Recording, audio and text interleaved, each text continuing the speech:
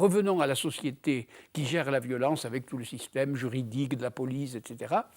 Eh bien, si vous faites un procès parce que vous avez tué votre voisin, eh bien, si vous êtes condamné, vous pouvez faire appel.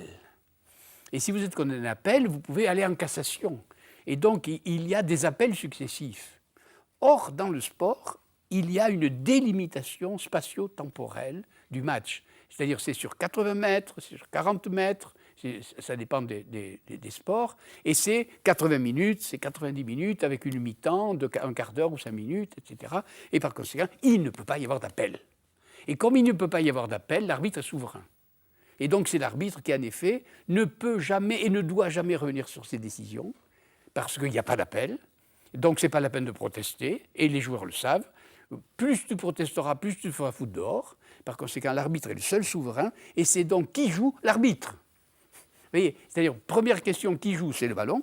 Deuxièmement, qui joue, c'est l'arbitre.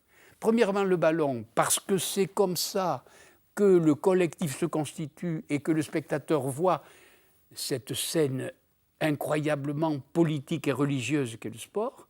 Mais d'autre part, c'est l'arbitre, parce que c'est là le début, le commencement, l'origine, l'émergence du droit.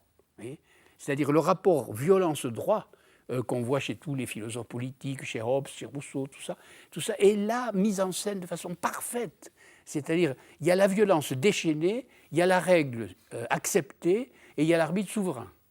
C'est-à-dire, il y a toute la scène du droit, et de nouveau, il y a la pédagogie de la gestion de la violence, mais il y a la pédagogie juridique. Moi, je crois que tous les joueurs de rugby qui savent jouer sont déjà licenciés en droit. Ils ne sont pas seulement licenciés en rugby, ils sont licenciés en droit, parce que non seulement ils savent le droit, ils savent la règle, ils savent, mais ils l'apprennent aux spectateurs. Tandis que le spectateur, dans le spectacle sportif, il est dans une faculté de droit, il est dans l'amphithéâtre de droit. Et il apprend le droit sans texte, vous vous rendez compte. Il apprend la gestion sans texte, la tragédie sans texte, le collectif sans texte et le droit sans texte. Il n'y a rien de supérieur à ça.